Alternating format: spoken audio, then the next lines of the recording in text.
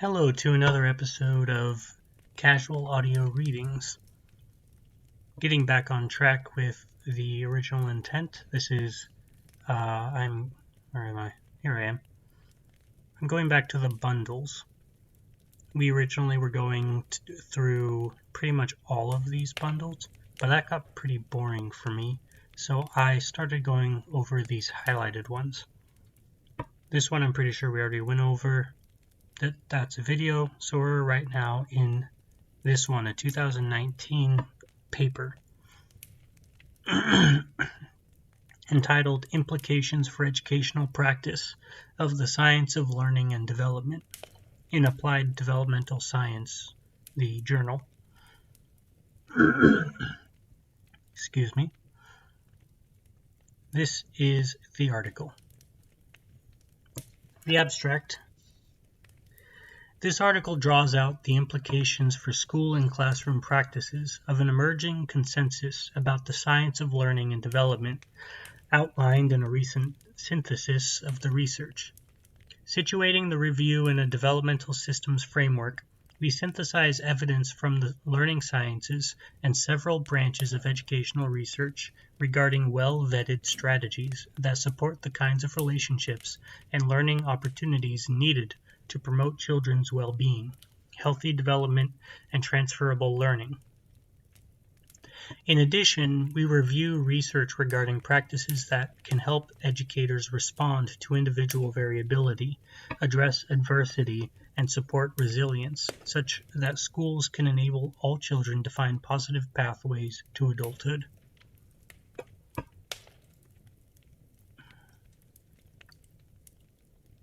I have some thoughts, but I think they are undereducated on the topic, so I'm not going to say them. Introduction. Excuse me. As knowledge regarding human development and learning has grown at a rapid pace, the opportunity to shape more effective educational practices has also increased. Taking advantage of these advances, however, requires integrating insights across multiple fields, from the biological and neurosciences to psychology, sociology, developmental, and learning sciences, and connecting them to knowledge of successful approaches that is emerging in education.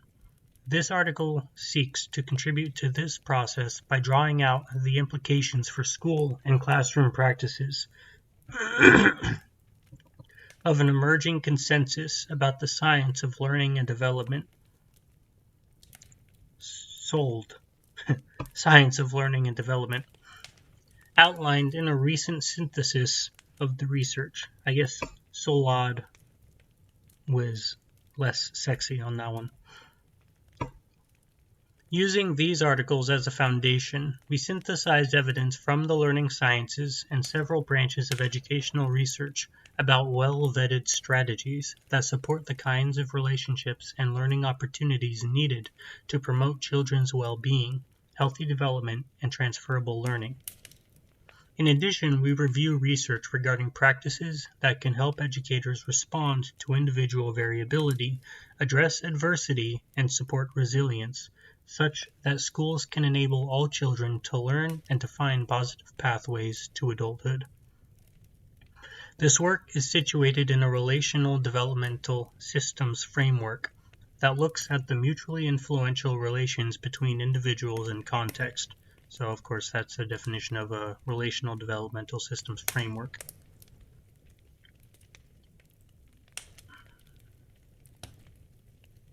And I'm just giving that a brief moment of thought because I'm trying to connect that with previous information for myself.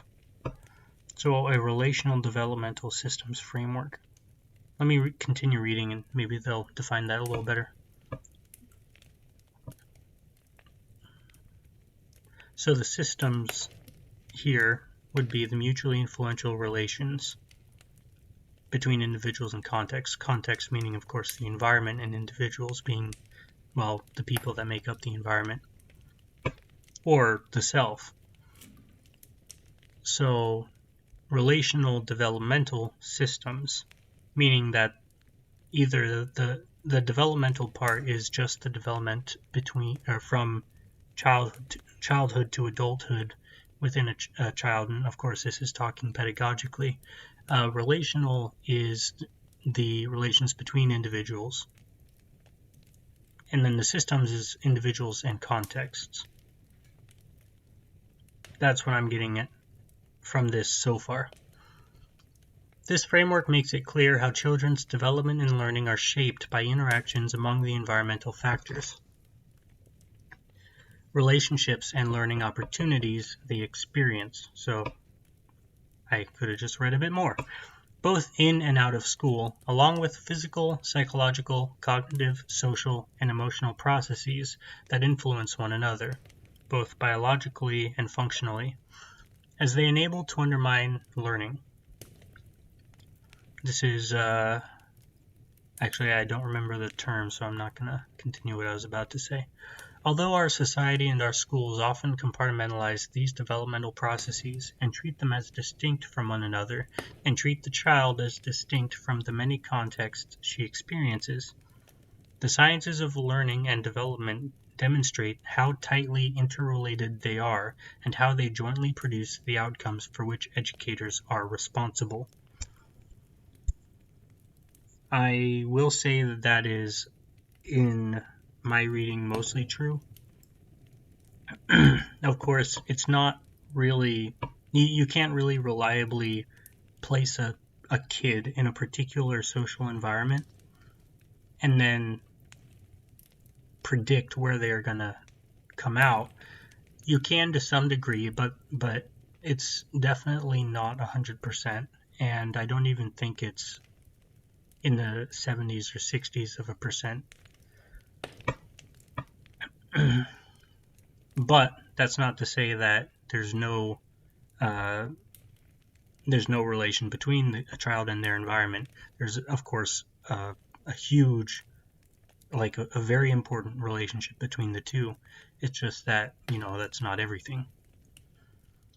Key insights from the science of learning and development are that the brain and the development of intelligences and capacities are malleable, and the development of the brain is an experience-dependent process which activates neural pathways that permit new kinds of thinking and performance.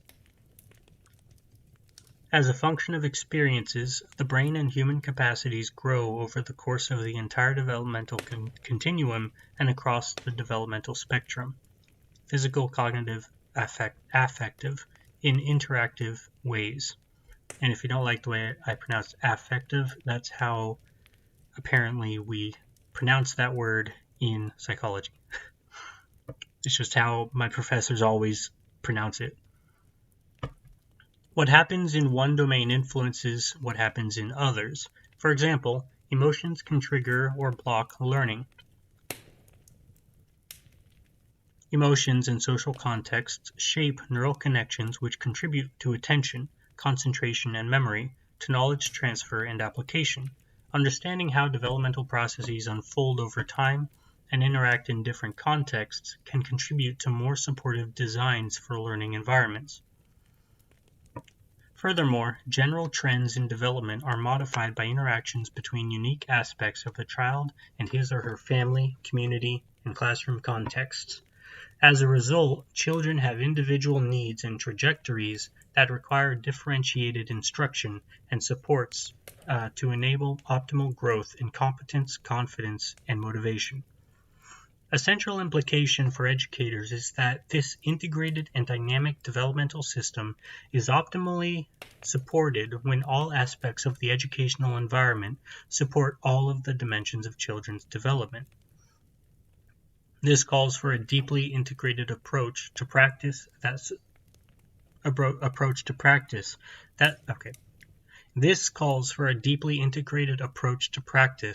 supports the whole child in schools and classrooms that function coherently and consistently to build strong relationships and learning communities, support social, emotional, and cognitive development, and provide a system of supports as needed for healthy development, productive relationships, and academic progress. This holistic approach must necessarily connect with family and community contexts, developing strong, respectful partnerships to understand and build on children's experiences and, as needed, to strengthen any aspects of the developmental system where there are challenges to children's health and well-being.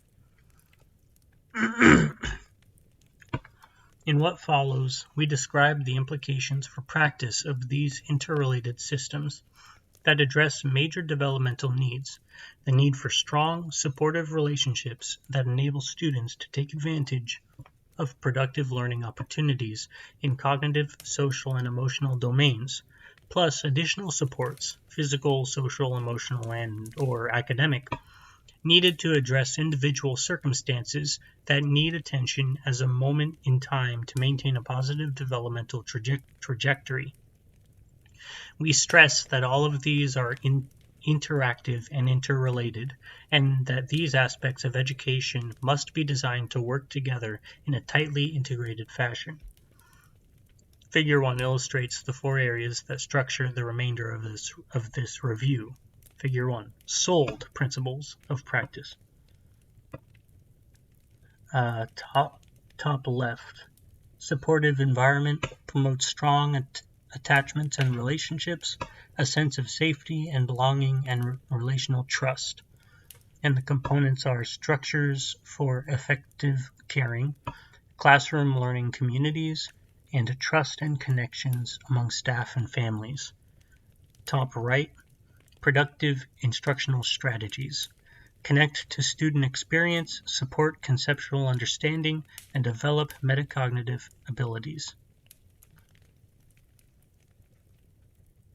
And the components are student-centered instruction, conceptual understanding and motivation, and learning how to learn. Bottom left, system of support. Enable healthy development, meet student needs, and address learning barriers. The components are extended learning opportunities, coordinated access to integrated services, and multi-tiered systems of support. Bottom right, social and emotional development. Promotes the skills, habits, and mindsets that enable self-regulation, interpersonal skills, perseverance, and resilience. The components are integration of social-emotional skills, development of mindsets, and educative and restorative behavioral supports. And at the center is the whole child. Academic, cognitive, ethical, physical, psychological, social, emotional. And that is the sold principle of practice for educational or for pedagogy.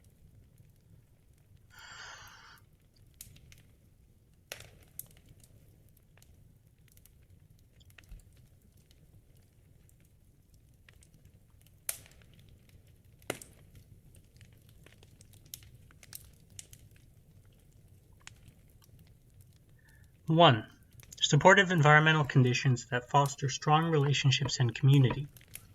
These include positive, sustained relationships that foster attachment and emotional connections, physical, emotional, and identity, safety, and a sense of belonging and purpose.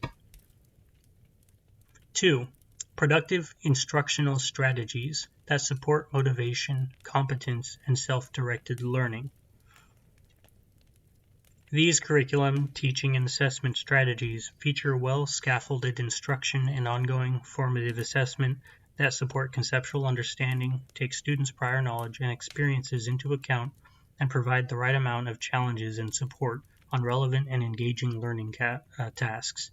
The scaffolding concept is a Vygotskian concept.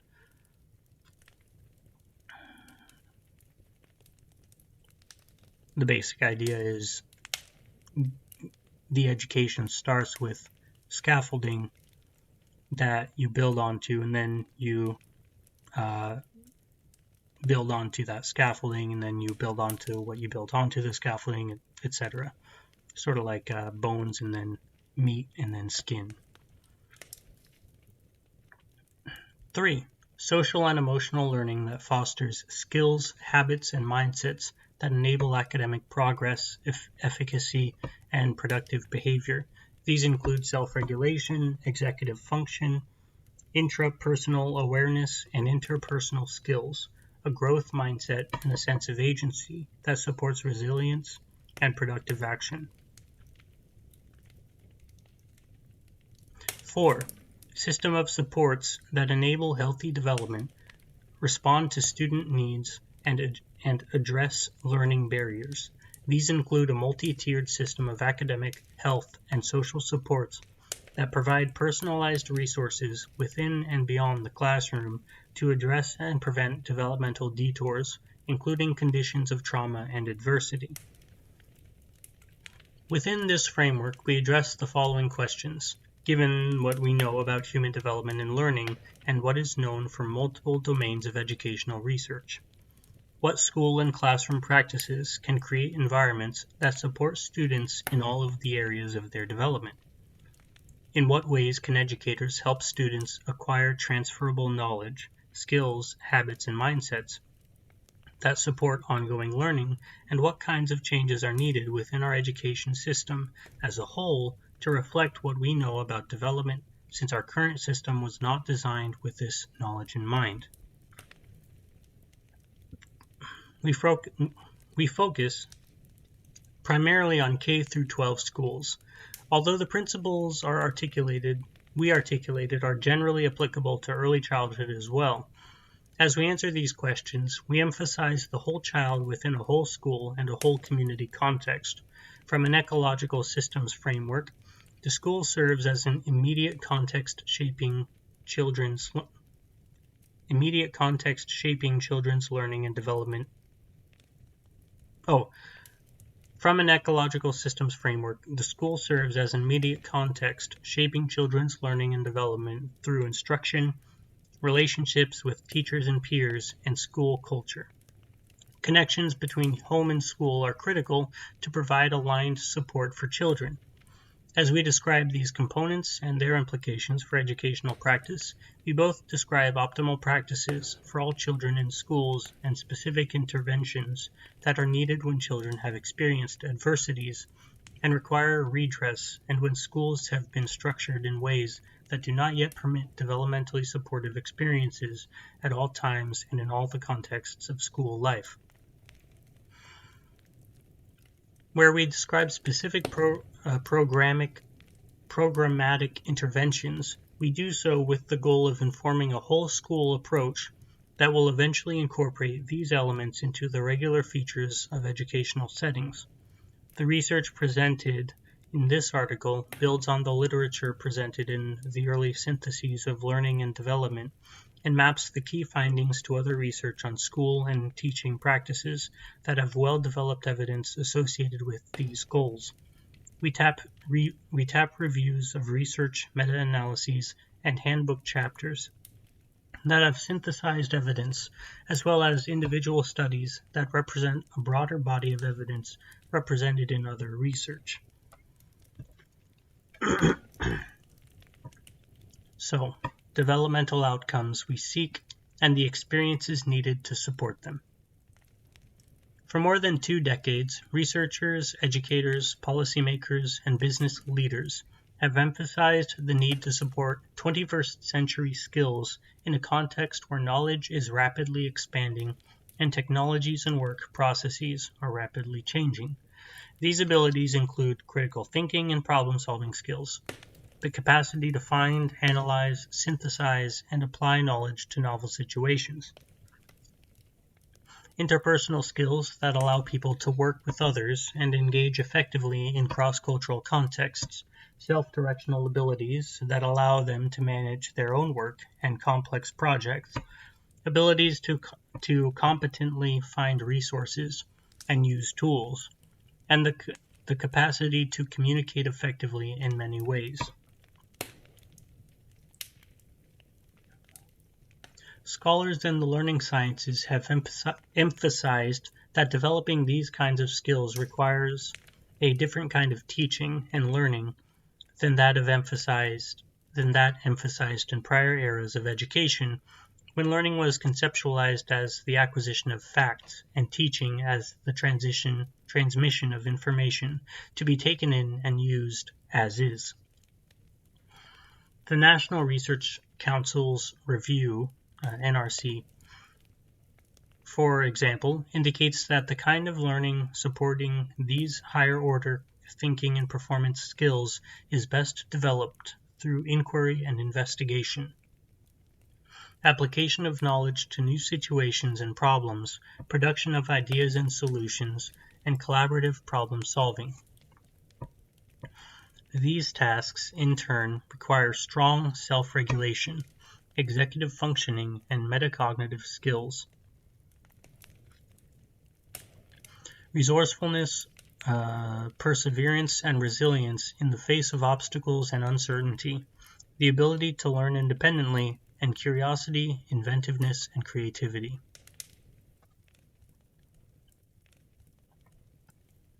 To become productive citizens within and beyond the school, students also need positive mindsets about self and school, along with social awareness and responsibility. The SOLD synthesis, along with related research on school improvement, suggests that the ability of schools to help achieve these outcomes requires environments, structures, and practices attuned to students' learning and developmental needs, including, as part of a support environment, a caring, culturally responsive learning community where students are well known and valued and can learn in physical and emotional safety.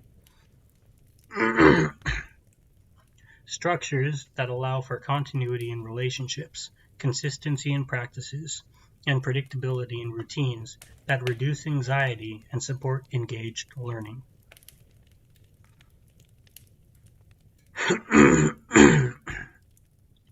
Relational trust and respect between and among staff, students, and parents.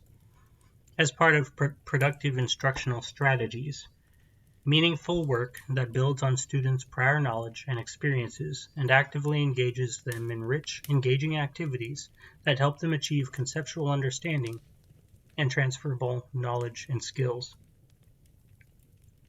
Inquiry as a major learning strategy, thoughtfully interwoven with explicit instruction and well-scaffolded opportunities to practice and apply learning. Well-designed collaborative learning opportunities that encourage students to question, explain, and elaborate their thoughts and co-construct solutions. Ongoing diagnostic assessments and opportunities to receive timely and helpful feedback, develop and exhibit competence, and revise work to improve.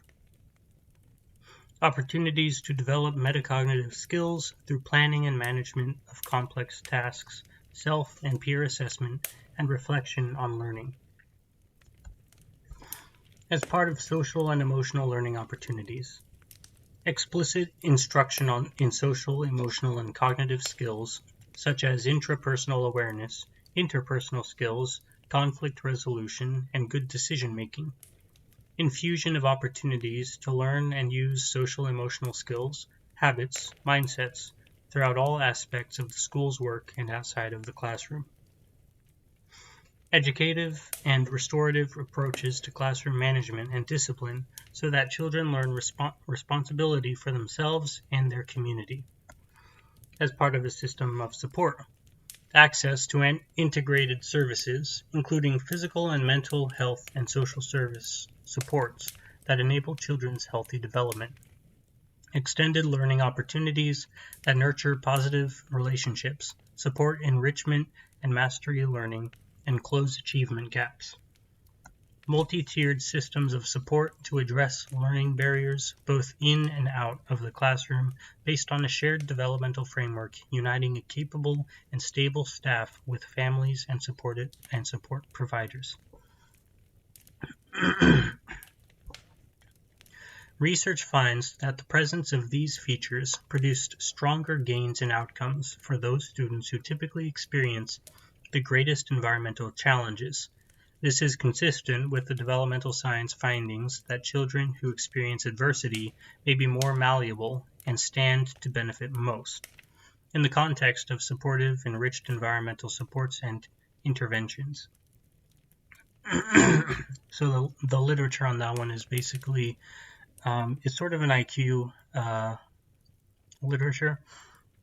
Students or people who develop in a relatively supportive environment tend to have a very stable and optimal level of IQ that they would normally have, but people who might have an equally optimal and or high IQ but develop in a very unsupportive environment of like education or just social connectedness or whatever, their IQ actually drops substantially, and it's really difficult to get those gains back.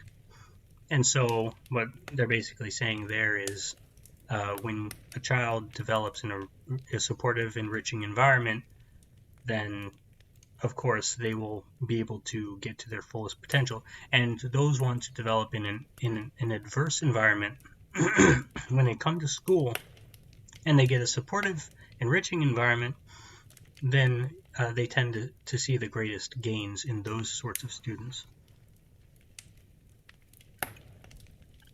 Accomplishing this work clearly requires an intensive focus on adult development and support, so that educators can design for and enact the practices that enable them to put these features into place. We take up the research about adult learning for developmentally supportive practice in a separate companion article that builds upon this one.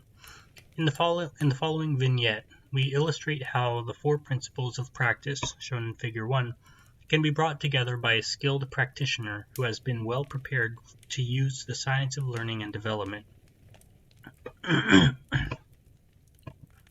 Science of learning and development in practice. In Ted Pollan's 4th grade classroom at Midtown West School in New York City, a diverse group of 27 students is deeply engaged in a mathematics inquiry focused on understanding the concepts of range, mean, median, and mode. Some are seated around tables, while others are in pairs or trios on the rug in the classroom meeting area. While some teachers might introduce the 3 terms with definitions and rules for calculating them, and give students a worksheet of problems to fill them out, Ted's class has been conducting a study that provides them with the data they are now analyzing. They measured and recorded the height of everyone in their own classroom and all the children in one of the kindergarten classrooms who are their reading buddies. Each then figured out how to display the data distributions with bar graphs they constructed individually, so as to be able to figure out the mean, median, and mode for each class and compare them. Working in teams, they use various tools, such as manipulatives and calculators, as they advise and query one another about what to do. Ted moves unobtrusively among groups, watching the process and occasionally asking questions to help move students to the next level of understanding. It is clear that he is thinking about students' zone of proximal development as he chooses his questions. Ted says to one group, "Think about your design. What's the best way of displaying the data so you can make an actual comparison?" In another, he asks, "Can someone give me the range for kindergarten? Our range? Are there any outliers?" This led to a realization that there was little overlap between the 2 groups.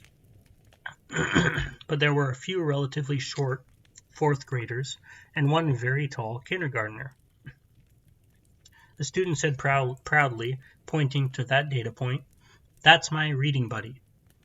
In yet another group, Ted observes to one of the boys, "You're having the same problem that she's having," pointing to a table mate to encourage the 2 of them to work together.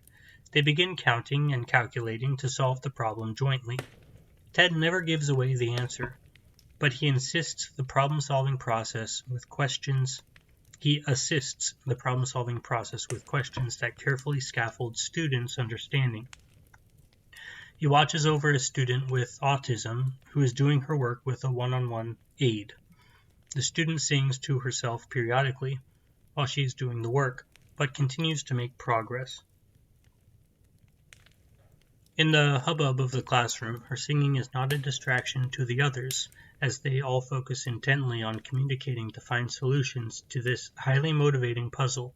Every single student has made significant progress in developing a deep understanding of these key statistical concepts that often elude students much older than themselves.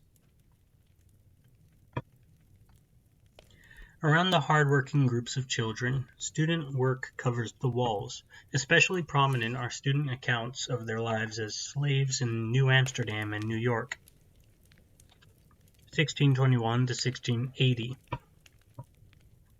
along with fractions posters illustrating various problems they have tackled and solved, including how they have split sub-sandwiches among various odd numbers of people. A classroom constitution that was collectively developed and signed by each student and teacher is displayed, along with a problem parking lot with stickies listing various problems and questions the class has agreed to return to. On the back shelves, one set of tubs offers manipulatives for mathematics. Another set of tubs includes books labeled by type, all connected to current topics of study. Authors who have been studied by the class each merit a tub, as do African American biographies, slavery or other biographies, Ted's favorites, and more. Handmade globes and a timeline string with chronological date cards of important events hang from the ceiling. The meeting area in front of a whiteboard is covered with a rug that is a map of the world.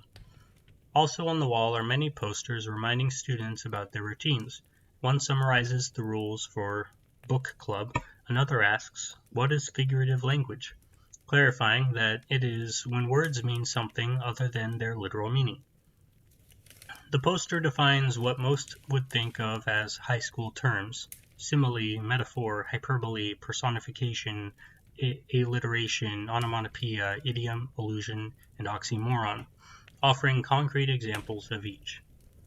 Other posters developed by students and teacher include a writing workshop conferencing protocol, poetry guidelines, persuasive essays, jobs in a reading conference, enumerated for both the student and the teacher, and elements of a news magazine article. These are often in the students' own words, codifying their learning so they can share it and go back to it as needed. Another post-it enumerates what we know about maps, while still another describes multiplying 2-digit by 1-digit numbers, the traditional algorithm. Invisible in this moment are the school supports that make this productive hubbub possible. Free breakfasts for all students, free transportation for children who live in temporary housing, a family center that offers educational workshops, cultural connections, and family support services, extended after-school time and services, twice annual student-family-teacher conferences, and a set of children's rights that include I have a right to be happy and to be treated with compassion in this school. I have a right to be myself in this school. This means that no one will treat me unfairly, and I have the right to be safe in this school. Community building and conflict resolution are explicit school-wide efforts. Although the school is overcrowded, it is welcoming in every respect.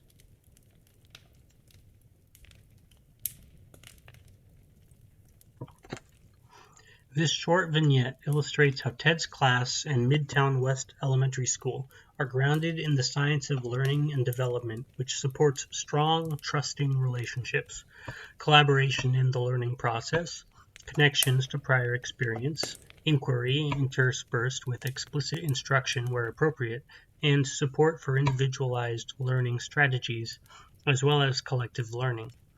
Authentic, engaging tasks with real-world connections motivate student efforts and engagement, which is supported through teacher scaffolding and a wide range of tools that allow for personalized learning and student agency.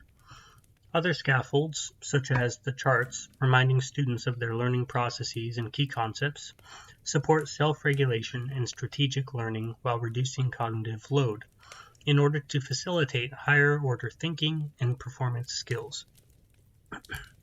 These also enable student self-assessment as well as peer and teacher feedback that is part of an ongoing formative assessment process, routines for reflection on and revision of work support, and development of metacognitive and a growth mindset. Meanwhile, students' identities are competent writers, scientists, and mathematicians are also reinforced as their work dominates the walls of the classroom and is the focus of the learning process. All students feel they belong in this room, where they are learning to become responsible community members, critical thinkers, and problem solvers together. A range of culturally connected curriculum units and materials supports that sense of inclusion, while a wide array of school supports reinforces that inclusion by addressing student and family needs in multiple ways, while including families as partners in the educational process. Well, that's actually really interesting because in my research, a lot of the multicultural stuff is pretty much, shooting oneself in the foot, basically because it's creating a divide where a divide is not really helpful between peoples, and that can really lead to a lot of tribal fighting later down the line. But it seems like this process actually seems to find a solution for that, which is, the multiculturalism is there, and people are the kids are sort of affirmed in their cultural identities. But at the same time, it seems like there's the greater identity of academics that helps them to sort of stick together beyond their isolated cultures, which I don't know how well that's going to work in the long run. It would be really interesting to see longitudinal studies of this. But with that said, if this works out really well, then that'll be really positive, and it'll be really cool to see where that goes.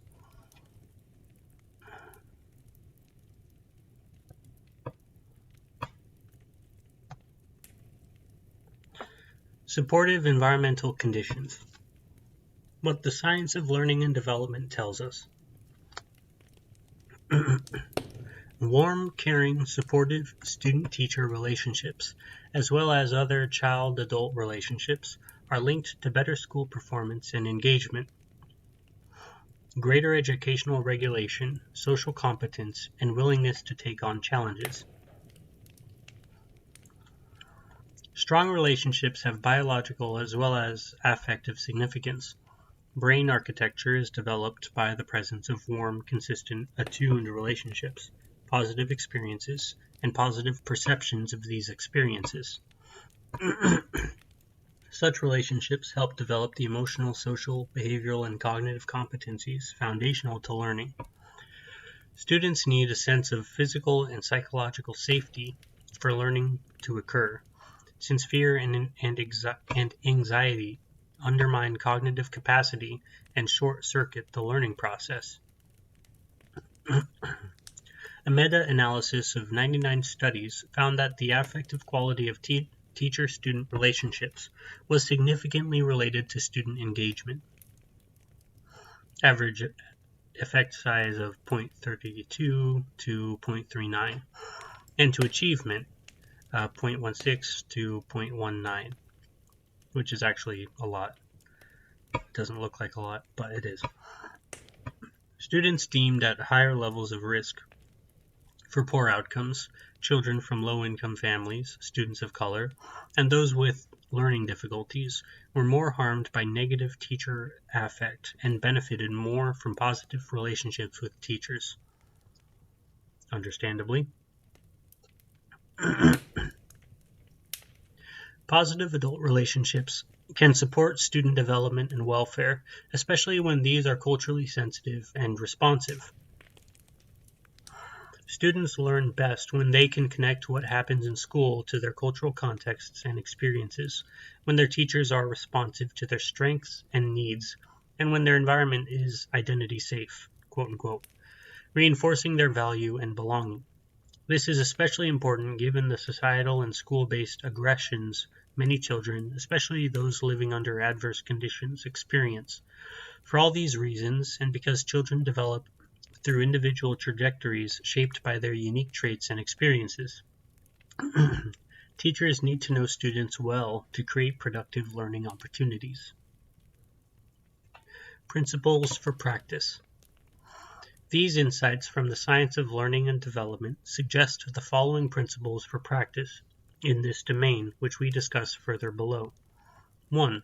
School and classroom structures should be designed to create and support strong attachments and positive, long-term relationships among adults and children that provide both academic and social-emotional support for cultivating developmentally appropriate skills, emotional security, resilience, and student agency. 2. Schools and classrooms should be developed as physically and psychologically safe, personalized learning communities where students feel they belong and teachers engage in practices that help them know their students well so that they can respond to children's specific needs, interests, readiness for learning, and opportunities for growth. 3. School practices should be designed to strengthen relational trust and promote cultural competence among educators, school staff, and families to provide deeper knowledge regarding children and greater alignment between the home and school. I imagine the reason for number 3 there, the cultural part of it at least, is because, well, when you learn, you basically connect things to past experience. And it's a lot easier to learn something when it's connected to a large body of past experience than a small body of past experience. So when kids have a particular culture that they're growing up in, then like a particular culture they're growing up in that has a particular practice or some sort of element within it, and then you connect something to that. Now every time they're experiencing that, they're also thinking a little bit about what they've learned, and so therefore they learn a lot more easily in that regard. Which is one thing I must say, because I personally prefer the colorblind approach, but that's one thing that I think goes against the colorblind approach, is that you sort of undermine the best practices for people, I guess, developing effectively. That is, when two people grow up in very different situations. I don't really think that the situations are most of the time racially based, but let's say that there is some situation that is racially based. Then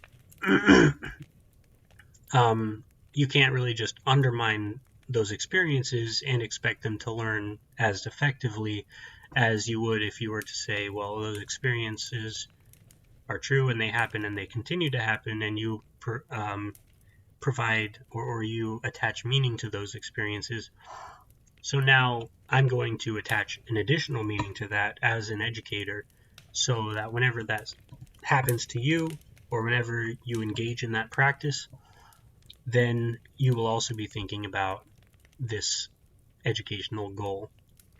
And it also makes it more relevant emotionally for the child. So that's another really important thing. I think the ideal society is still a colorblind society, but we're definitely not there. And it's really important to understand that. School structures that support strong attachments and positive relationships. Personalizing the educational setting so that students can be well known by adults and their needs can be better met is a powerful lever that can change student outcomes. Although some currently use the term personalized learning to denote computer-based instruction, we use the term in its more traditional sense as educators' ability to gear instruction and supports to the needs and interests of individual children. While this kind of personalization may sometimes include uses of technology that is not its main goal or only tool. As we detail in this section, smaller learning environments and structures that allow for stronger adult-child relationships can improve attendance, attachment, achievement, and attainment. Often, it is because of close adult-student relationships that students who are placed at risk for a variety of negative outcomes, like dropping out, are able to attach to school and gain the academic and other kinds of help they need to succeed. Research suggests that students are more likely to attend and graduate from school attached to learning and succeed academically when they have strong, trusting, supportive connections to adults, including at least one intensive relationship with a close advisor or mentor.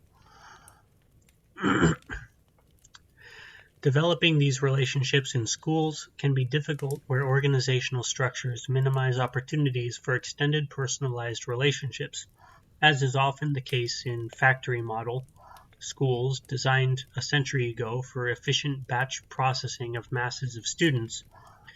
These schools were not designed based on knowledge of how people learn and develop optimally. Unlike schools in many countries, where teachers often stay with their students for 2 or 3 years in primary school and have more extended relationships in secondary school, U.S. schools adopted the Prussian age grading model that typically moves students to another teacher each year and to as many as 7 or 8 teachers daily in secondary schools. Secondary teachers may see 150 to 200 students per day in short 45-minute blocks, and despite their best efforts, are unable to know all of their students or their families well.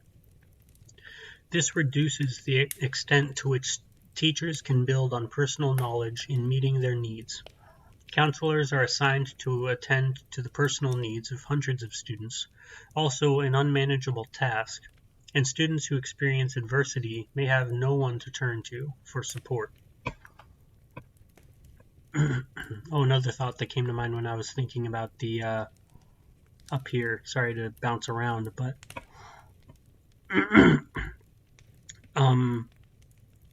Thomas Sowell in his book Black Rednecks, White Liberals talks about certain schools who utilized a lot of these like actually good relational aspects that help children to learn in the black communities, like in the 20s or something. And then one of the contentions that people like, what was his name? Derek Bell and the critical race theorists bring up is that when Brown v. Board of Education was established, creating more of an integrated learning situation, it actually harmed black students.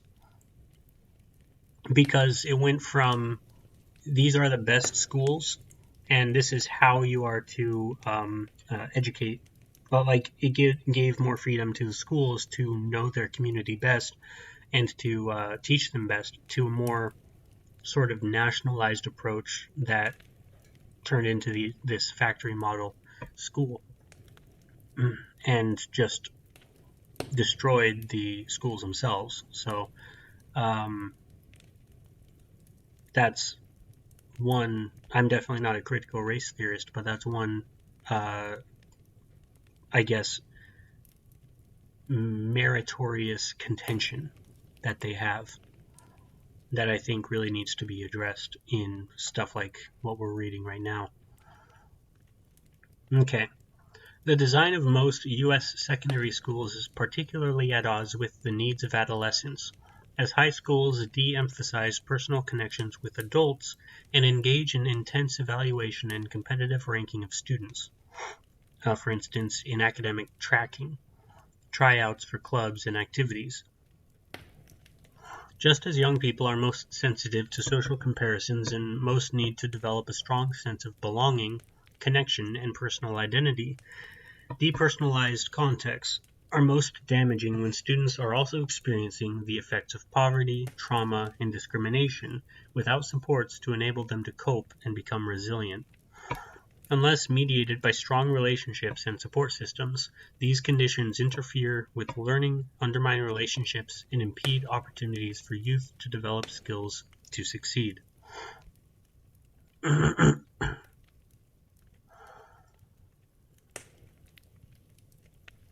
That's one thing. Adolescents, well, I guess all people, sort of naturally do this intense evaluation and competitive ranking, sort of like on their own. It takes a really rigorous and sophisticated school system to prevent that from happening. So I'm really curious as to how they do that, because even in what they're talking about up here, they're talking about slavery, for instance, and if they're using the critical race theory method, then they're ranking people of color essentially morally superior to white people, and that definitely tells kids one particular thing. And so it's going to be really interesting to see if they have real solutions to that in the long run. Ecological changes that create personalized environments with opportunities for stronger relationships among adults and students can create more productive contexts for learning. For example, small schools or small learning communities with personalizing structures, such as advisory systems, teaching teams that share students, or looping with the same teachers over multiple years, have been found to improve student achievement, attachment, attendance, attitudes towards school, behavior, motivation, and graduation rates. School size. Reviews of research about school size have consistently found that students benefit when they are in smaller settings where they can be well known, and these effects are strongest for students with the greatest economic and academic needs. These settings include smaller schools as well as small learning communities created within large school buildings, where staff and students work in together in smaller units that function as close-knit communities. I think that's a typo. More intimate settings allow educators to more easily develop shared norms and practices, to create a community within the school where caring is a product of individuals knowing each other in multiple ways. Such environments also allow more students to be engaged in a variety of extracurricular activities and to take on leadership opportunities, which promotes greater confidence and agency. Optimum size varies by student needs and school design, with high school sizes below 900 having been found more conducive to student success than larger schools, all else equal. For high-need students, school sizes of 300 to 400 have been found most supportive in increasing attendance, grades, and graduation rates, as they enable strong relationships, support systems, and trust amongst teachers and students. I must say, when I had a very, let's say, non-ideal education experience growing up, and in second grade I went to one of these sorts of schools that really helped me to sort of get back on track and catch up with all the other students. And so my experience really affirms this, at least. Many studies in high poverty urban areas have found strong improvements in student outcomes in small schools. In a study of 143 high schools in Chicago, for example, Wasley et al.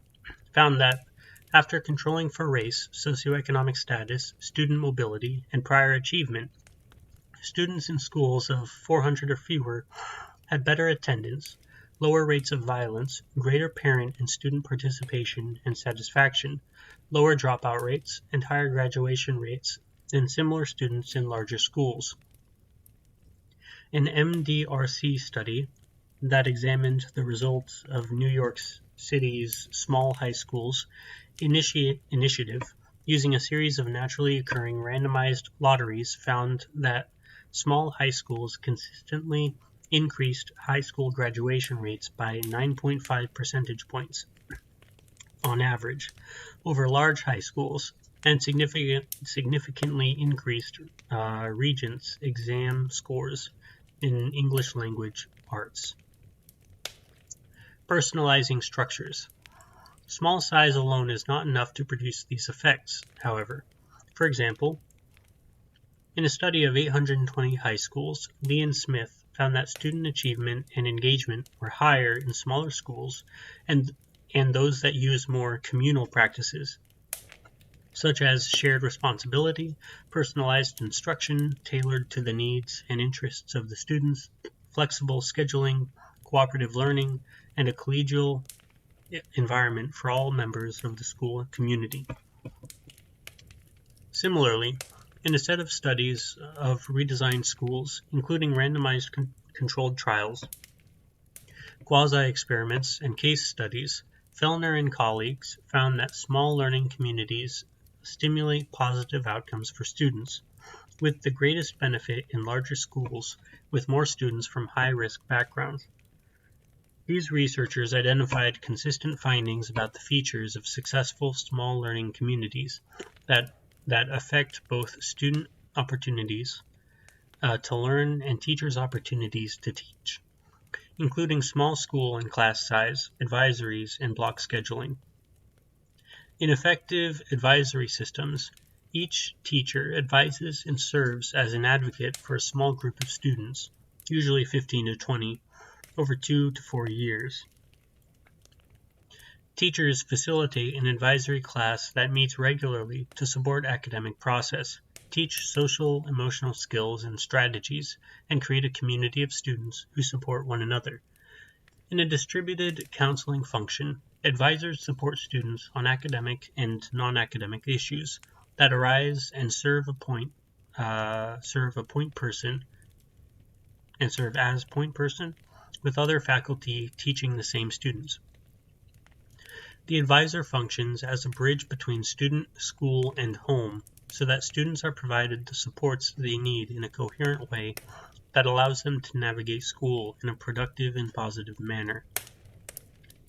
Many studies finding positive effects of small schools or learning communities note the importance of advisories in enabling these effects. Block scheduling is the practice of having fewer, longer class periods in a given day to reduce teachers' overall pupil load and lengthen time for instruction.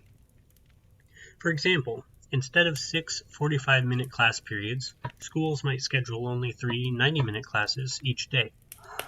Each teacher sees half as many students, and students see fewer teachers. This smaller pupil load allows teachers to provide more attention to each student and to engage in more in-depth teaching practices. Block scheduling has been found to support improved behavior and achievement for students, including higher grades and higher rates of course completions, especially when courses continue for a full year and teachers use the longer class periods to implement teaching strategies that support inquiry, help students obtain directed practice, and personalize instructions. In addition, Fellner et al. Point to the importance of interdisciplinary teaming with common planning time for teachers. This structure allows teachers to share their knowledge about students in planning curriculum to meet student needs, while creating more continuity in practices and norms, which supports students emotionally and cognitively, as the authors note.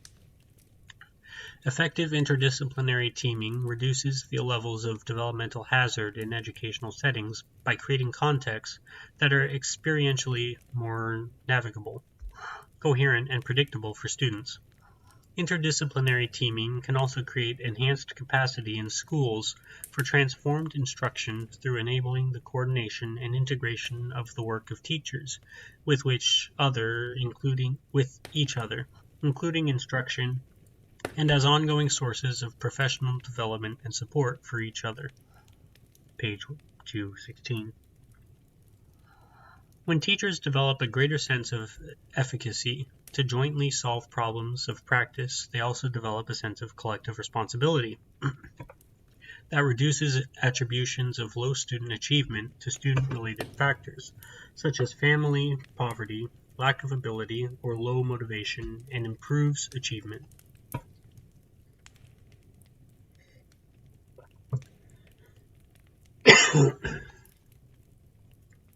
To accomplish this, schools need structures and practices that allow staff to develop collective expertise about their students, as well as to develop trust with them.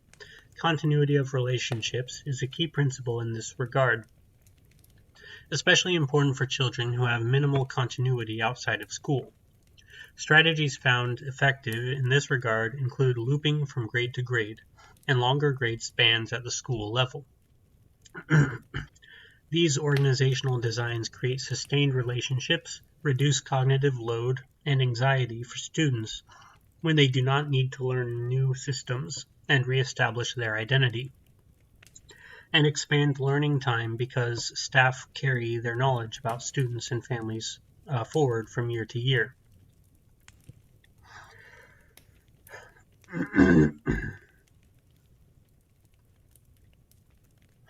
Looping, through which teachers stay with the same student for more than 1 year, can occur when teachers teach the same students in 4th and 5th grade, for example, or when a secondary teacher has the same students for 9th and 10th grade English. In the international high schools, a successful school model for new English learners, an interdisciplinary team of teachers stays with a group of 75 to 100 students for 2 years. The strong relationships and deep knowledge of student learning supported by these longer relationships between adults and children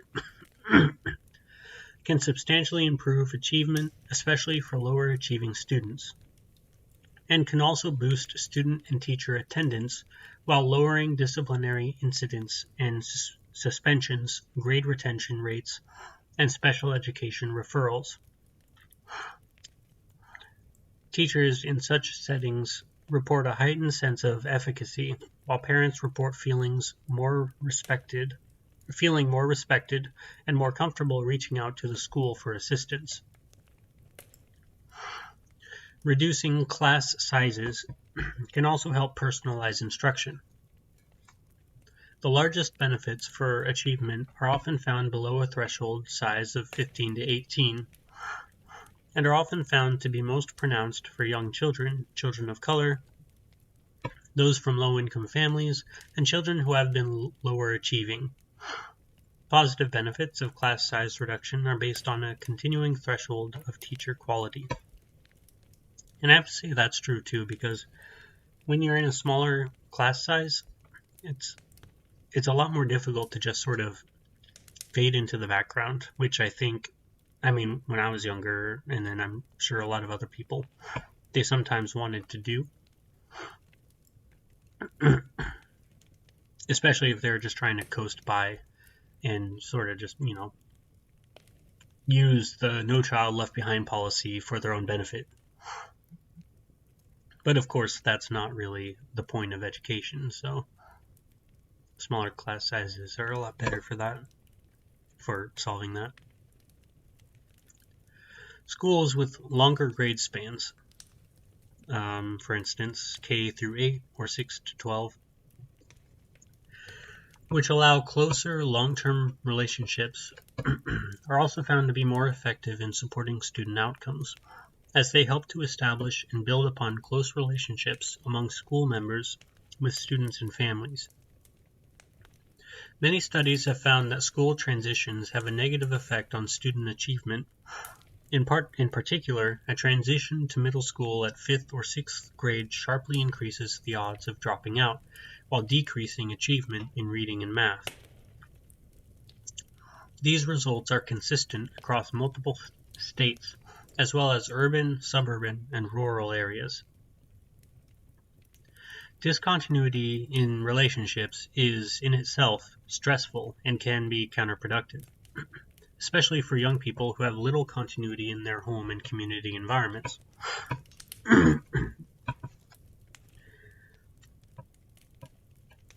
For example, like what do students do with a temp teacher? They don't care whatsoever. So the longer the relationships, the more they are unable to really get out of the relationship easily. And so, of course, the more they'll care about it. That's in a very cynical way. Also, it's just really important for kids to have stable relationships.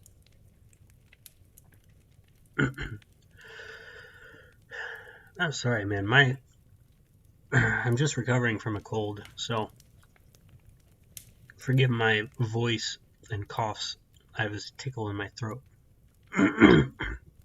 that I've just had this whole time, basically.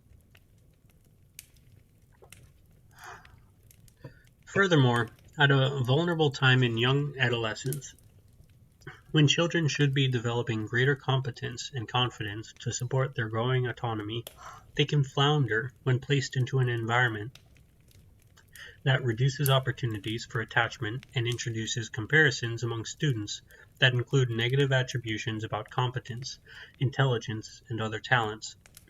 A growing body of evidence notes that low-income students are not the only ones at risk during this time. Unusually high rates of maladaptive behaviors are found among affluent youth beginning around 7th grade, including substance abuse, eating disorders, and even suicide attempts. These are thought to be a function of high rates of stress associated with a culture of competition and peer pressure, coupled with inattentive or permissive parenting in the context of depersonalized school settings.